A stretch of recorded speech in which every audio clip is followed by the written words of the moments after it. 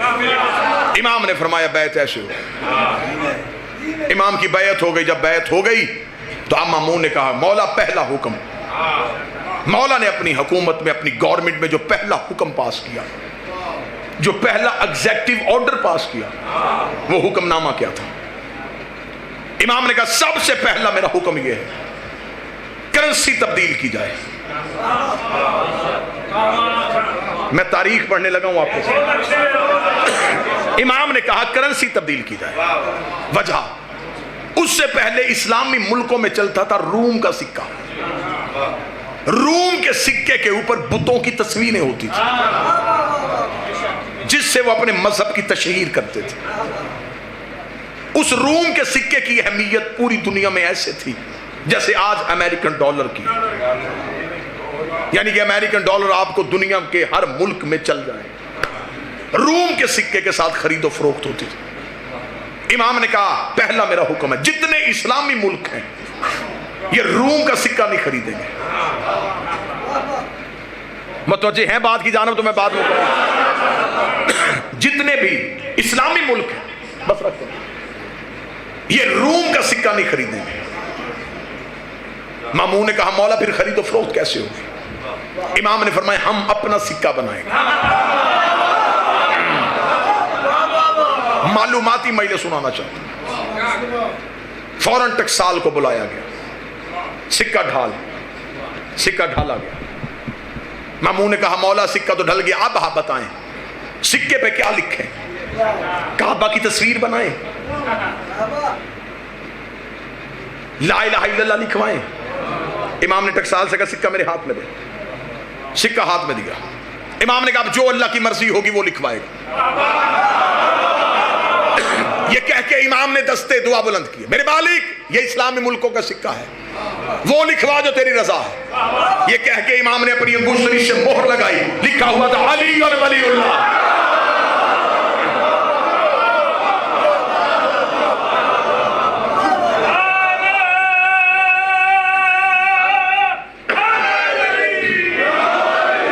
کیونکہ لا الہ الا اللہ سب کوئی پڑھ سکتا ہے, محمد رسول اللہ ہر کوئی پڑھ سکتا ہے. علی ولی اللہ وہ پڑھے گا جس کا لا الہ پہ بھی یقین ہوگا, محمد رسول اللہ پہ. علی ولی اللہ دین کی کچی پکی کا نام نہیں, دین کی ماسٹر ڈگری کو علی ولی اللہ کہتے ہیں. امام نے کہا علی ولی اللہ کا سکہ. امام نے کہا یہ سکہ بناؤ. وہ سکہ بن گیا. وہ سکہ اسلامی ملکوں میں پہنچا دیا گیا.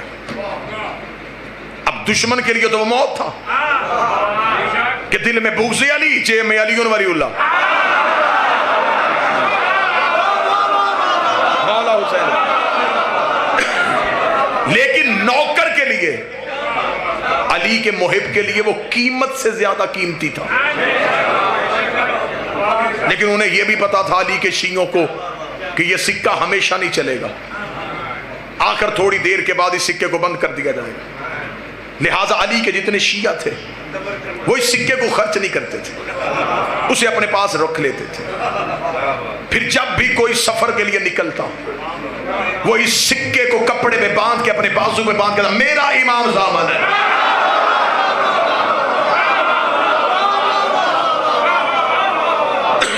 یہ پہچان ہوتی تھی شیعوں کی.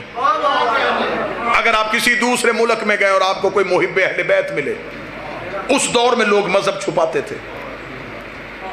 شوہر بیوی کو نہیں بتاتا تھا کہ میرا مذہب کیا ہے, دوست کو نہیں بتاتا تھا کہ میرا عقیدہ کیا ہے. ایک دوسرے سے جب تنہائی میں ملتے اور ایک دوسرے سے پوچھتے تو علی سے محبت کرتا ہے یا نہیں کرتا. پھر یہ امام زامن نشانی ہوتی تھی, یہ آئی ڈی کارڈ ہوتا تھا. اسے کھول کے دکھاتے تھے میں بھی علی کی ولایت کا قائل ہوں.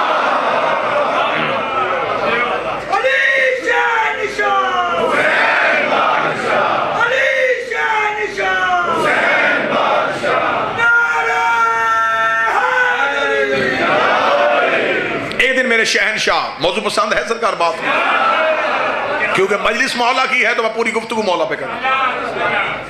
اتنے فضائل ہیں علی ابن موسیٰ رضا کے، اشرا پڑھا جا سکتا ہے۔ ایک مجلس ہو سرکار کی علمی بصیرت پہ، ایک مجلس ہو سرکار کی سیاسی فیصلوں پہ، ایک مجلس ہو سرکار کی جنگوں کی حکمت عملی پہ، پوری ایک کھلی کتاب ہے میرے بادشاہ کی سیرت۔ میرے شہنشاہ دربار میں بیٹھے تھے، دربار میں بیٹھے بیٹھے مامون رشید کا یہ طریقہ کار تھا کہ جتنے سیاسی فیصلے ہوتے تھے وہ خود کرتا تھا، علمی فیصلے امام سے کرواتا تھا، اور امام ویسے بھی دنیا داری کے فیصلوں کو ترجیح نہیں دیتے تھے۔ امام کہتے سیاست جانے اور تو جان، اس لیے علی ان ولی اللہ پڑھنے والوں کو سیاست سے دور رہنے کا حکم دیا گیا۔ سیاست جھوٹ اور منافقت کی ماں کا نام ہے، آل محمد نے سے دور رہنے کا حکم دیا۔ یہ سب سے پہلے علی کے خلاف استعمال ہوئی تھی۔ اب مولا صرف علمی فیصلوں کے لیے دربار میں آتے۔ مامون رشید ایک دن دربار میں تھا، یہاں دربار میں خوشبو کا جھونکا آیا، اتنی تیز خوشبو تھی کہ ہر کوئی دائیں بائیں دیکھنے میں مجبور ہو گیا، یہ خوشبو کہاں سے آئی؟ مامون رشید بھی اپنی جگہ سے اٹھا اور اس نے یوں دیکھا، یہ خوشبو کہاں سے آئی ہے؟ یا دور سے ایک شخص ہاتھ کا اشارہ کر رہا تھا۔ مامون نے کہا اسے بلاؤ۔ کون ہے تو؟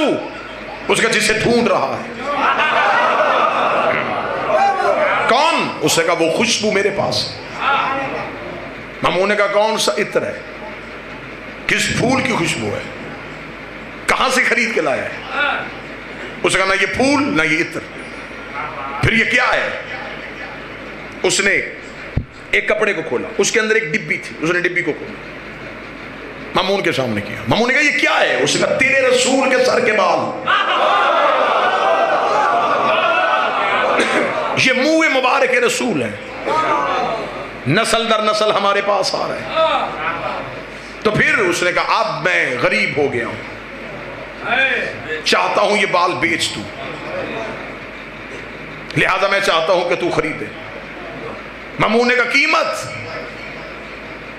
اس نے ایک بال 100 دینار، 7 بال 700 دینار۔ اس نے کہا اتنے قیمتی کیوں؟ اس نے کہا رسول کے خریدنے۔ مشیروں نے مامون سے کہا خرید لے، کوئی نہ کوئی چیز تو ہمارے پاس بھی ہوگی، ہم بھی نبی کے وارث ہیں۔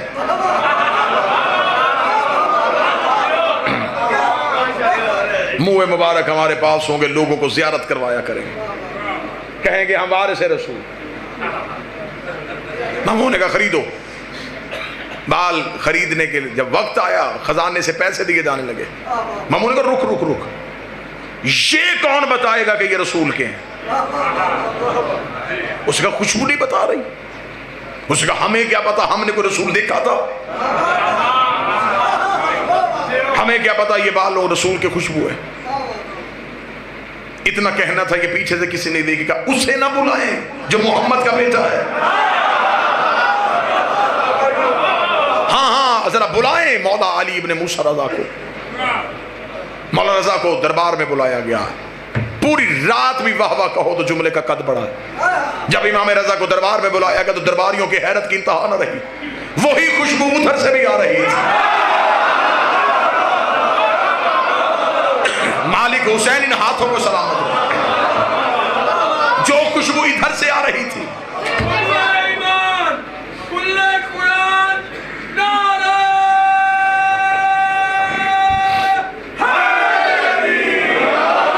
بالکل وہی خوشبو ادھر سے آ رہی تھی۔ امام خرامہ خرامہ چلتے ہوئے مامون کے قریب آئے، مامون نے نشست کو خالی کرایا، امام کرسی صدارت پہ تشریف فرما ہوئے۔ مامون نے کہا سرکار فیصلہ یہ کروانا ہے، یہ لے کے آیا ہے منہ مبارک اور اس شخص کا دعویٰ ہے کہ یہ بال نبی کے ہیں، آپ بتا سکتے ہیں کہ کیا یہ بال رسول کے ہیں؟ درباری یوں حیران ہو کے دیکھ رہے تھے کہ اب امام رضا کیا فیصلہ کریں گے۔ امام نے کہا بال میرے قریب کیے جائیں، تشت پہ بال رکھ کے امام کے قریب کیے گئے۔ امام نے ایک لمحے میں کہا، انگلی کا اشارہ کیا، یہ 4 میرے نانا کے ہیں، یہ 3 میرے نانا کے نہیں ہیں۔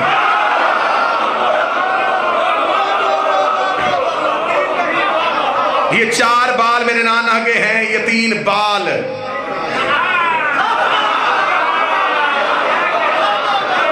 سے مجمع تیز ہوا ہے تب سے خطیبوں کو بھی تیزی آ گئی. 4 بال میرے نانا کے، یہ 3 بال میرے نانا کے نہیں. اتنا کہنا تھا مامون قریب آیا، قریب آ کے دیکھنے کا مولا ویسے آپ نے فیصلہ تو کر دیا ہے لیکن یہ دکھنے میں ایک جیسے ہیں، قد ان کا ایک جیسا ہے، رنگت ان کی ایک جیسی ہے، مولا یہ کیسے پتہ چل گیا؟ یہ 4 تیرے نانا کے، یہ 3 تیرے نانا کے نہیں. امام نے فرمایا فوراً چراغ روشن کرو، فوراً آگ روشن کی جائے. آگ روشن کرنا تھا. امام نے بھرے دربار میں فوراً جب آگ کو سامنے بلایا گیا، سامنے بلا کے امام نے 3 بال آگ میں پھینکے، تینوں کے تینوں ہی جل گئے، تینوں کے تینوں ہی جل گئے، تینوں کے تینوں ہی جل گئے. امام نے 4 بال آگ میں پھینکے. آگ میں جانا تھا، یہ آگ ٹھنڈی ہو گئی، آگ گلزار ہو گئی. آگ کا گلزار ہونا تھا. مامون نے کہا اچھا مولا آج پتہ چلا تیرے نانا کے بالوں کو آگ نہیں چھوتے. امام نے کہا بدبخت، تیری سمجھ میں نبی کا بال نہیں آیا، نبی کی آل کیسے؟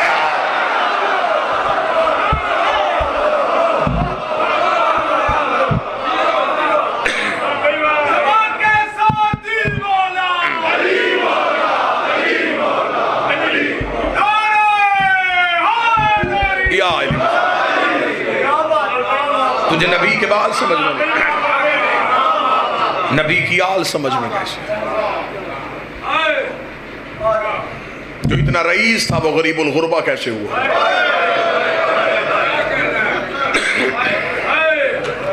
میرا مولا تمہیں مشہد لے کے جائے، علی کے روزے پہ جاؤ تو جلالت، حسین کے روزے پہ جاؤ تو کرم، عباس کی ذری پہ جاؤ تو روب، رضا کے روزے پہ جاؤ تو امیری. جو پہلی بار مشہد جاتا ہے نا، جو ہی امام رضا کا حرم دیکھتا ہے سینہ بھائی جان یوں چوڑا ہو جاتا ہے. شیعہ کو فخر ہوتا ہے اس امام کا نوکر ہو. سونے کے دروازے،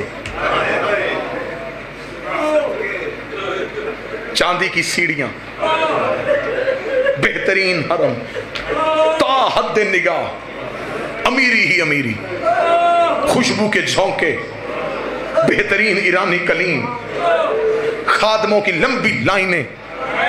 ظاہر چلتا چلتا جب امام کی ذری پہ جاتا ہے، ذری کو دیکھتا ہے پھر چہرہ خوش ہوتا ہے. سونے کی ذری راز کر رہا ہے زہرا کا بیٹا، لیکن جگر اس تب پھٹتا ہے جب بندہ زیارت کی کتاب اٹھاتا ہے تو پہلا جملہ لکھا السلام علیکہ یا غریب الغربا. غریب الغربہ پڑھ کے ظاہر ذری پہ سر مار کے کہتا امیری تیری اتنی زیادہ ہے تو غریب الغربہ کیسے ہے؟ اگر سننے والا کان ہو تو رضا کی ذری سے آواز آتی ہے جس کی بہن پردیس میں رول کے مر جائے، جس کا لاشا وطن میں نہ آئے، جسے پردیس میں مسافر سمجھ کے دفنا دیا جائے،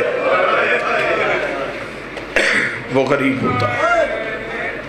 یہ جو آج ہم میں عزاداری کی تہذیب ہے یہ ہمیں امام رضا نے سکھائی. اتنا امام کو حسین کی عزاداری سے پیار تھا. کتابیں کہتی ہیں جب امام مجلس سننے کے لیے آتے تو جہاں بیٹھ کے اب سن رہے ہیں نا، اس جگہ کا تقدس بتاؤں، امام بیٹھنے سے پہلے بھی اس جگہ کو چومتے، اٹھنے سے پہلے پھر چومتے.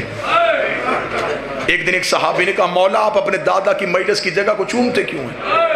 امام رضا نے کہا اگر میں دنیا کو اس کا تقدس بتاؤں لوگ اپنے گھروں میں جانا چھوڑ دیں. لوگ رہے ہی حسین کی صف عزا پہ. مولا نے فرمایا یہ وہ جگہ ہے جہاں آ کے ملائکہ اپنے پر مس کرتے. مولا فرماتے اگر ہمارے عزادار کو مجلس شبیر میں بیٹھنے کا اجر بتا دیا جائے. مولا فرماتے ہیں کہ اللہ جب عرش میں ملائکہ سے کہتا فرش پہ دیکھو جہاں حسین کی مجلس ہو رہی ہوتی، تو ملائکہ کہتے ہیں ہم سے ساری زندگی کی عبادت لے لے، ہمیں تھوڑی دیر کے لیے اس محفل میں جانے دیں. اس لیے کہ کائنات کا کوئی عمل ایسا نہیں جس میں 14 نے کہا ہو کہ ہم تمہارے ساتھ ہیں. کسی کتاب میں مجھے بتاؤ کہ انہوں نے کہا مصلی بچھاؤ ہم تمہارے ساتھ نماز پڑھیں گے، افطاری کے لیے دسترخوان سجاؤ ہم تمہارے ساتھ افطار کریں گے، حج کے لیے احرام باندھو ہم تمہارے ساتھ حج کریں گے. ایک ہی وعدہ کیا تم حسین کی صف بچھاؤ، کوئی آئے نہ آئے ہم ضرور آئیں گے. مردوں میں سجاد بیٹھ جاتا ہے، عورتوں میں زینب بیٹھ جاتی ہے. میرے مولا علی ابن موسیٰ رضا، مولا اپنے گھر میں روزانہ مجلس کرواتے تھے. شبیر کے ذاکر کا احترام میرے مولا رضا نے سنایا. اتنا احترام کرتے تھے اپنے دادے کے ذاکر کا. اکثر دیبل کو بلاتے تھے مرثیہ سننے کے لیے. دیبل ایک دن امام کو مرثیہ سنانے کے لیے، دیبل ابھی دروازے پہ تھا، امام چل پڑے. دیبل وہیں کا وہیں رک گیا. امام نے کہا رکا کیوں ہے؟ اس نے کہا آپ چل رہے تھے، میں آپ کے احترام میں رک گیا. امام اس کی طرف دوڑ کے گئے. امام نے اس کے گلے میں باہیں ڈال کے جو جملہ پڑھا وہ جملہ سناؤ. امام نے گلے میں باہیں ڈال کے، اے میری دادی کا مددگار، اے میری ماں فاطمہ الزہرا کے مددگار. امام نے شبیر کے ذاکر کے گلے میں باہیں ڈالی. امام ہاتھ پکڑ کے لے کے آئے. دیبل سر جھکا کے آیا. امام نے کہا دیبل کوئی نیا مرثیہ بھی لکھا ہے؟ عامر آباد سے لکھا ہے. امام نے کہا سنا مجھے، آج میں اپنے دادے کو رونا چاہتا ہوں. دیبل کھڑا ہو کے پڑھنے لگا. امام نے کہا رک، منبر پہ بیٹھ. دیبل کہتا مولا پھر آپ کہاں بیٹھیں گے؟ فرمایا زمین پہ. دیبل تڑپ کے کہتا میری جرت ہے زہرا کا بیٹا زمین پہ بیٹھے، میں منبر پہ بیٹھ جاؤں؟ فرمایا میں حکمن کہتا ہوں تو ذاکر شبیر بن کے منبر پہ بیٹھ، میں عزادار شبیر بن کے خاک پہ بیٹھ. آج مجھے شبیر کا عزادار بننے دے، آج مجھے حسین کا عزادار بننے دے. دیبل منبر پہ حکم امام کے تحت بیٹھ گیا. دیبل نے ایک مرثیہ پڑھا. یہ مرثیہ عربوں میں آج بھی بڑا مشہور ہے. عرب آج بھی اس مرثیے کو سب سے زیادہ پڑھتے ہیں. یہ وہی مرثیہ ہے جسے حماد اہل بیت شہید محسن نقوی نے اسی مرثیے کا اردو میں ترجمہ کیا تھا اور وہ بڑا مقبول ہوا تھا. زہرا تیری کلیوں کا صحرا میں بکھر جاتا. یہ تخیل دیبل ہے، یہ دیبل نے لکھا تھا. سجاد یہ کہتے تھے معصوم سکینہ سے عباس کے لاشے سے چپ چاپ گزر جا. دیبل ممبر پہ بیٹھا. دیبل نے ممبر پہ بیٹھ کے مرثیہ شروع کیا. دیبل لگا میرا سلام سیدہ تیری اولاد پہ، بی بی میرا سلام تیرے بیٹے حسن کو جسے امت نے تیروں سے زخمی کیا. بی بی میرا سلام تیرے بیٹے حسین کو جس کا لاشا 3 دن بغیر کفن کے پڑا رہا. بی بی میرا سلام تیرے بیٹے سجاد کو جس نے زیور اٹھائے اور شام کا بازار عبور کیا. بی بی میرا سلام تیرے بیٹے باکر کو جس نے کم سنی میں قید دیکھی. بی بی میرا سلام تیرے بیٹے جعفر صادق کو جسے امت نے زہر دے کے شہید کر دیا. بی بی میرا سلام تیرے بیٹے موسی قاسم کو جس کے جسم کا گوشت زندان کی زنجیریں کھا گئی. دیبل نے یہ آخری شعر پڑھا اور آخری شعر پڑھنے کے بعد دیبل منبر سے نیچے اتر آیا. اب جو بندہ امام رضا کے جنازے پہ وہ ماتم کرے گا. دیبل امام موسیٰ کاظم کی شہادت کا شعر پڑھ کے نیچے اترا. امام رضا روتے روتے اٹھے. امام نے ایک کاغذ کے ٹکڑے پہ شعر لکھا. امام نے کہا دیبل دوبارہ منبر پہ جا، ایک شعر دوبارہ پڑھ. دیبل نے دوبارہ شعر کو ہاتھوں پہ لیا. امام نے لکھا میرا سلام زہرا تیرے اس بیٹے پہ جو تو اس میں غربت کی حالت میں دفن ہو جائے گا. یہ شعر پڑھنے کے بعد دیبل نے ہاتھ جوڑے. ہاتھ جوڑ کے کہا مولا مجھے تو نہیں پتا فاطمہ الزہرا کا کوئی بیٹا تو اس میں بھی دفن ہے. امام نے اپنے گریبان کو چاہ کیا، چاہ کر کہا یہ تیرا وہ غریب امام ہے جو تو اس میں دفن ہو جائے گا. اتنا کہنا تھا. دیبل نے دوبارہ شعر پڑھا. یا مستورات کی طرف سے کنات اٹھی. ایک سفید سر والی کلی روتی ہوئی آئی، رو کر دیبل دوبارہ شعر نہ پڑھنا. جب سے تو نے شعر پڑھا ہے کبھی رضا کی کوئی بہن بے ہوش ہوتی ہے، کبھی کوئی بہن بے ہوش ہوتی ہے. امام رضا روتے روتے کنات کے قریب گئے، رو کے کہتے اے رضا کی بہنوں تم نے صرف بھائی کے قتل کا شعر سنا اور تم نے رونا شروع کر دیا. آئے میرا سلام سیدہ زینب پہ جو 70 قدم کے فاصلے پہ سر پہ قرآن رکھ کے کہتی رہی نامار. تم نے صرف بھائی کی شہادت کا شعر سنا.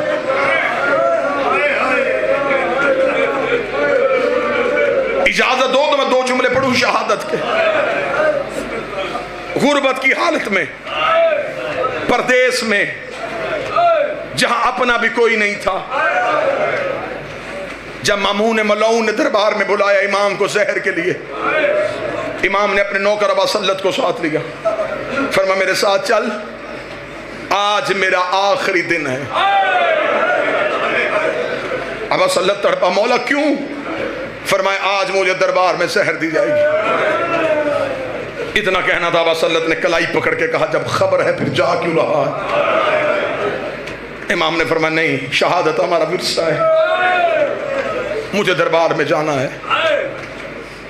इमाम ने कहा हाँ अबा सल्लत मैं तुझे निशानी बताऊं, जाऊंगा मैं तन्हा, वापसी पे अगर मेरा अमामा चादर बन के मेरे सर पे हुआ तो समझ लेना तेरे इमाम को जहर मिल गई।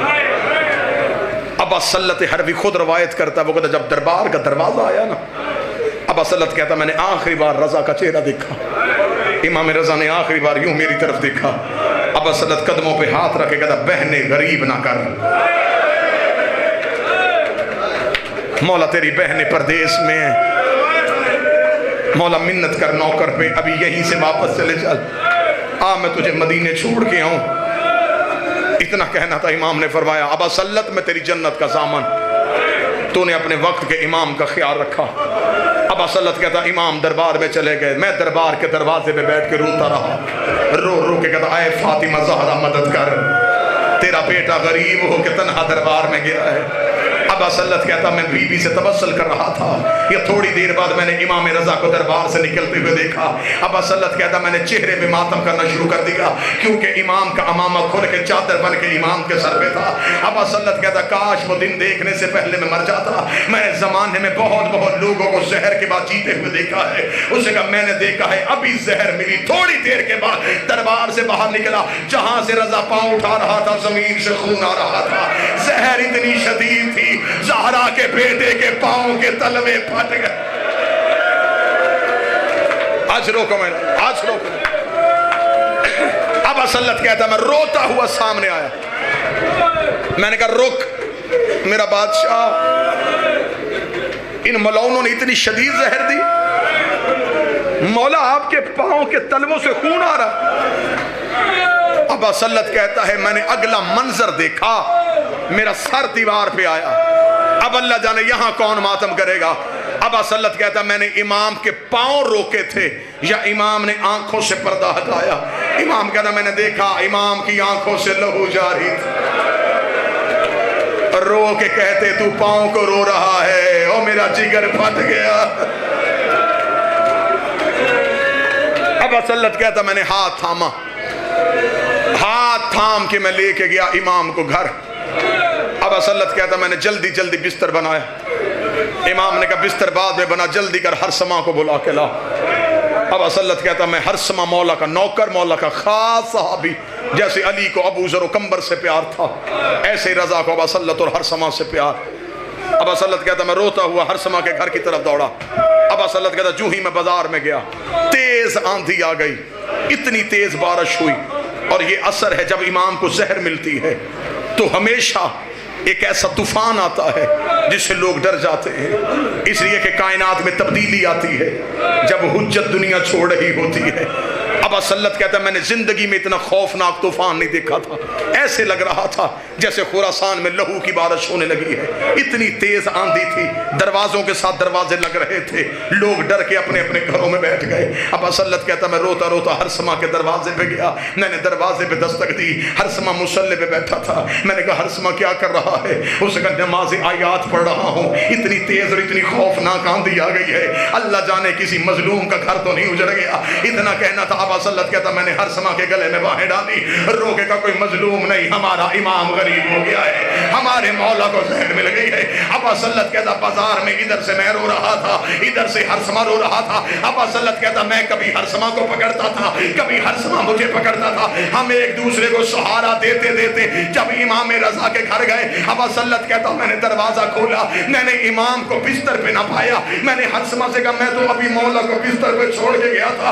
वो कहते जल्दी جلدی ہم نے چراغ روشن کیا، ہم نے دیکھا رضا زمین پہ ایسے تڑپ رہا ہے جیسے مچھلی بغیر پانی کے تڑپتی ہے۔ ابا زلت کہتا میں نے قدموں پہ ہاتھ رکھا، ہاتھ رکھ کے کہا مولا زہر کا اثر زیادہ تو نہیں؟ امام رو کے کر کے مجھے بتا تجھے آنے میں دیر کیوں ہوئی ہے؟